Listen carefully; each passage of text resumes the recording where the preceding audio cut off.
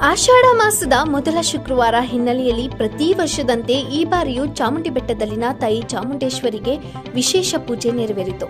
ಆಷಾಢ ಮಾಸದ ಮೊದಲ ಶುಕ್ರವಾರದ ವಿಶೇಷ ಪೂಜೆಯಲ್ಲಿ ರಾಜವಂಶಸ್ಥ ಸಂಸದ ಯದುವೀರ್ ಕೃಷ್ಣದತ್ತ ಚಾಮರಾಜ ಒಡೆಯರ್ ಭಾಗಿಯಾಗಿದ್ದರು. ಸಂಸದರಾದ ಬಳಿಕ ಮೊದಲ ಸಲ ಪೂಜೆಯಲ್ಲಿ ಪಾಲ್ಗೊಂಡರು. ಚಾಮುಂಡಿ ಬೆಟ್ಟಕ್ಕೆ ಸಾವಿರಾರು ಭಕ್ತರು ಆಗಮಿಸುತ್ತಿದ್ದಾರೆ.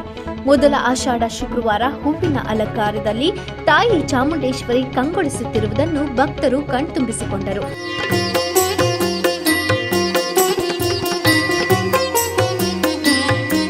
ಚಾಮುಂಡಿ ಬೆಟ್ಟಕ್ಕೆ ಸಾರ್ವಜನಿಕರ ವಾಹನಗಳ ಪ್ರವೇಶಕ್ಕೆ ನಿರ್ಬಂಧಿಸಲಾಗಿದೆ.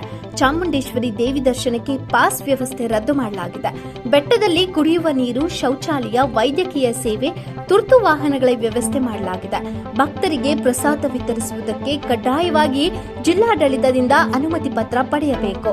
ಚಾಮುಂಡಿ ಬೆಟ್ಟದಲ್ಲಿ ಪ್ಲಾಸ್ಟಿಕ್ ಬಳಕೆಗೆ ನಿಷೇಧಿಸಲಾಗಿದೆ.